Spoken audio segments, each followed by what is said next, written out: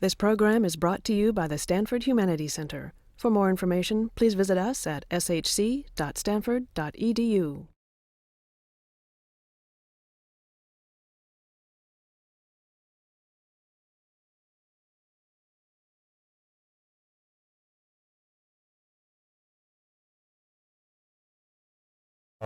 Today we are talking about Milica's work, which is to me particularly interesting for several different reasons. One of them is that as an individual artist, you are, Milica, engaged in a collective work of several different groups through several projects, and one group that actually, one of these activities that is of particular interest to me, and why I thought that it would be fabulous for Stanford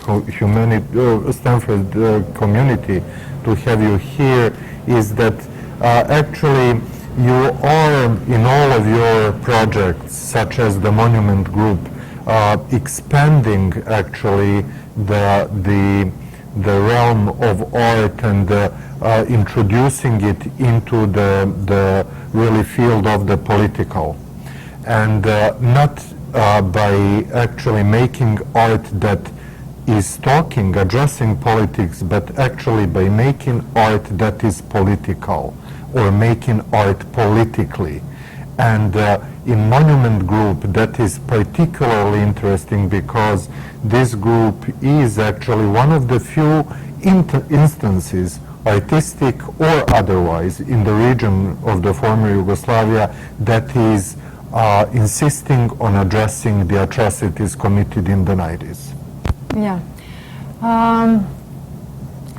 Let's start from the beginning. Okay. First, I think that working in a group and also founding a groups is very much about how authorship and art functions. So we are all part of certain intellectual, artistic communities, but also part of wider social structures and society itself. Another thing is that me working as artist, I don't think that this is a work for individual, and that actually any artistic practice is so complex, and it has behind each result, behind each product, we have such an enormous, let's say, a network of relationships, structures that are producing a certain work. So how to make this visible? And especially if we are thinking now about the context I'm living and working, even I'm not just working in Yugoslavia and in Serbia. So I think also that this is a global phenomenon and also, let's say, international issues and problems raising out of this.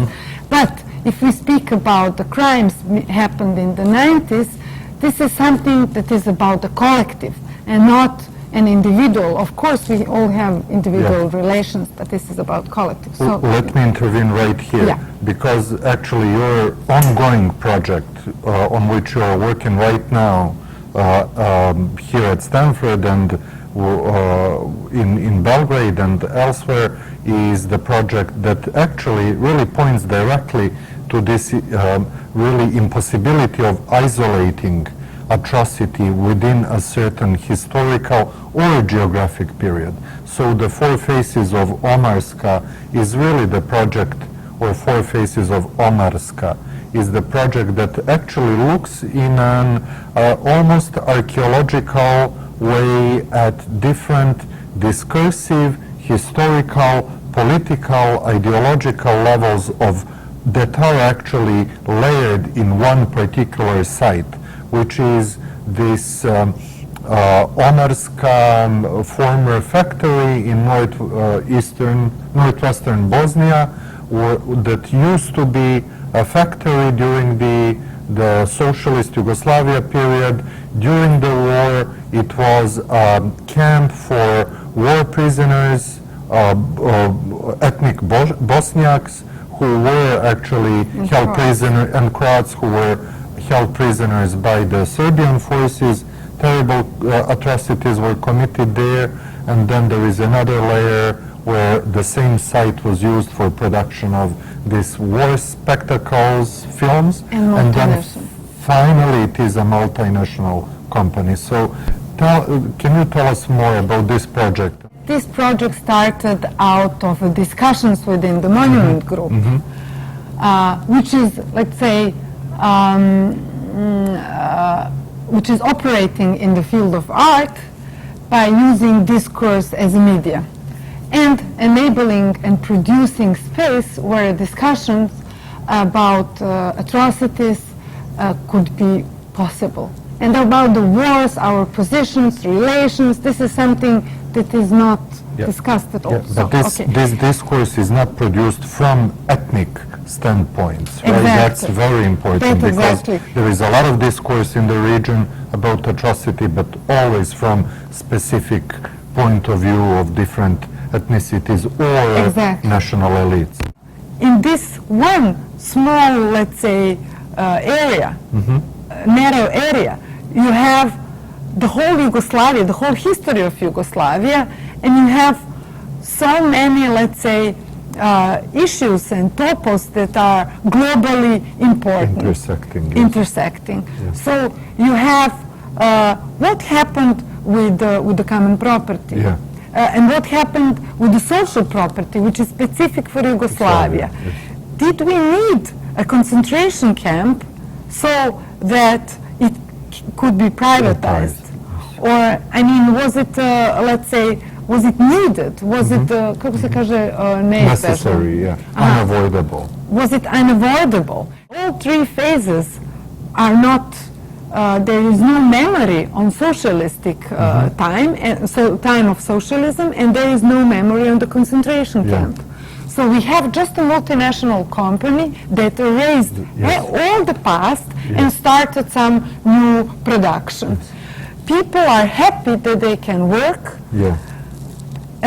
survive the people who survived, the ex-prisoners, and the families. They can't believe that the objects that were being used there are the same as they ever were.